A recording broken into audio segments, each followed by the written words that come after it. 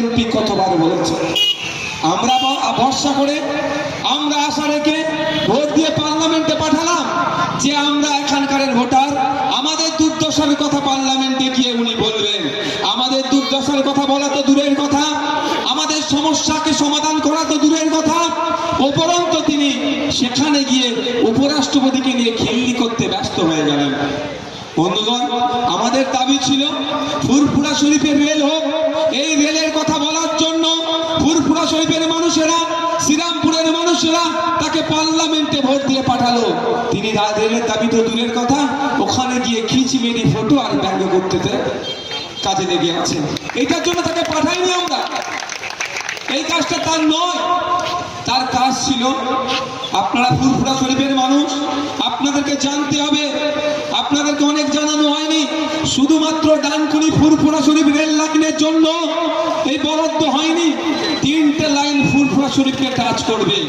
ডানকুনি ফুরফুরা শরীফ একটা, বারুইপাড়া ফুরফুরা শরীফ, তারকেশ্বর ফুরফুরা শরীফ, এই 3টে লাইন অর্থাৎ রেলের মানচিত্রে এই ফুরফুরা শরীফ এতভাবে যুক্ত হতো। কিন্তু দুঃখের বিষয়, সরকারের পক্ষ থেকে, রেলওয়ে মিনিস্ট্রি থেকে যে রেল লাইন করার কথা বলেছিল, এত বছর হয়ে গেল, পরে কেন রেল লাইন হলো না, এর আওয়াজটা তোলার দরকার ছিল পার্লামেন্টে। তিনি ব্যর্থ আমি মনে করি এমপি, তিনি এই আওয়াজগুলো তোলেননি। তিনি তার পরিবর্তে নাটক করতে ব্যস্ত হয়ে গিয়েছেন, বিজেপিকে সুবিধা করতে ব্যস্ত হচ্ছেন। আমরা বলি বারবার যে একটা এমপির যে ভূমিকা পালন করেননি। ভোটের সময় মানুষের দাঁড়িয়ে দাঁড়িয়ে গিয়ে ভোট চাইছে, আর ভোট মিটে যাওয়ার পরে সেই মানুষ যদি, আপনার সেই ভোটার যদি এমপির কাছে যায়, কি আচরণ করে আমি নতুন করে বলবো না, সেটা তার ক্যামেরায় আসেনি। আপনারা কিছুদিন আগেই দেখেছেন উত্তর পাড়ার এমন একজনকে ভোট দেবেন, ভোটের সময় যেভাবে আপনাদের কাছে এসে বাড়িতে বাড়িতে এলাকাতে এসে ভোট চাই, ঠিক 5 বছর ধরে আপনাদের দ্বারা এসে যদি পরিষেবা পেতে চান, আর কোনো ফুলে হাত দেওয়ার দরকার নাই, কোনো লাল ঝান্ডায় হাত দেওয়ার দরকার নাই, সারিয়ার ভাইকে ভোট দিয়ে পার্লামেন্টে পাঠান। আমি একটা দায়িত্ব নিয়ে বলতে পারি, ভোটটা যেমন আপনাদের দ্বারা এসে আমরা চাইছি, 5 বছর ধরে এমপি হয়ে গেলেও আপনাকে আমরা দুয়ারে এমপি প্রকল্প পরিষেবা দেব। অর্থাৎ ভোটের সময় এমপি যেমন কাকা, জ্যাঠা, মাসি, পিসি, চাচা, খালা বলে ভোট চাইছে, ভোট মিলে গেলে সে এমপির কাছ থেকে কোনো একটা সার্টিফিকেটের প্রয়োজন হলে সে এমপিকে আর খুঁজে পাওয়া যায় না। তার বাড়িতে গেলেও 4টে গেট টপকাতে হবে, তাও ঠিকঠাক সার্টিফিকেট পাওয়া যায় না। আমি এই জায়গায় দাঁড়িয়ে এই ফুরফুরা শরীফের পবিত্র ভূমি থেকে বলছি, সম্প্রীতির অন্যতম উদাহরণ যেখান থেকে দেওয়া যায়, যেখান থেকে দৃষ্টান্ত দেওয়া যায় সম্প্রীতির, সেই ভূমি থেকে দাঁড়িয়ে আমি আপনাদের বলছি, আপনারা যদি আপনাদের মূল্যবান ভোট খাম চিহ্নে দিয়ে এই 20 তারিখে ইভিএম মেশিনের 7 নম্বরে দিয়ে আমাদের খাম চিহ্নকে পার্লামেন্টে পাঠান, খাম চিহ্নের পক্ষ থেকে সারিয়ার ভাই পার্লামেন্টে যাওয়ার পরে সে আপনাদেরকে এই শুধু ভোটের সময় এসে মুখ দেখাবে এই ধরনের ব্যাপার নয়, সে 5 বছর আপনাদের সাথে থেকে আপনাদের কথা বলবে, আপনাদের সমস্যাগুলো আপনাদের পাশে থেকে সমাধান করবে। বন্ধুগণ, আমরা গুরুত্বপূর্ণ বিষয়টাকে এড়িয়ে যাই সবসময়। এই যে ভোটাভুটি সিস্টেমটা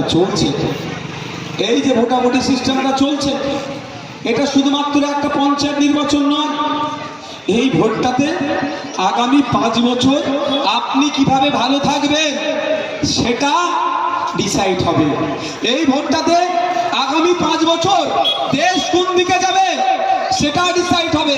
এই ভোটটাতে আগামী 5 বছরে আপনার নাগরিকত্ব থাকবে না শুভেন্দু অধিকারীদের বড় বড় সরকার তাকে ডিভোটারে পরিণত করবে, সেটা কিন্তু নির্ভর করছে।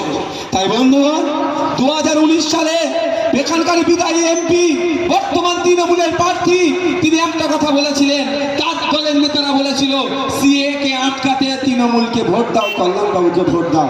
কিন্তু দুঃখের বিষয়, যখন পার্লামেন্টে সিএ নিয়ে ভোটাভুটি হচ্ছিল, কল্যাণবাবু কিন্তু ভোট না দেওয়ার পক্ষে নয়, ভোট দিয়েছে আমরা সবাই জানি।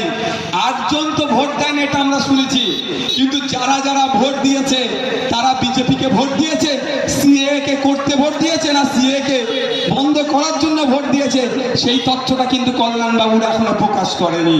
আমি চ্যালেঞ্জ করে যাচ্ছি, 20 তারিখে ভোট আছে। তবু ওই দিনকে পার্লামেন্টে কোন পক্ষে ভোট দিয়েছিল? সিএ কে বন্ধ করার পক্ষে ভোট দিয়েছিল, সিএ কে আটকানোর জন্য ভোট দিয়েছিল, না বকলমে ভোটটা দিয়ে বিজেপিকে সুবিধা করে দিয়েছিল? এই জায়গা থেকে আমি তৃণমূল বন্ধুদের কাছে চ্যালেঞ্জ রাখছি, তার ডেটাটা জনমানুষে আনুক।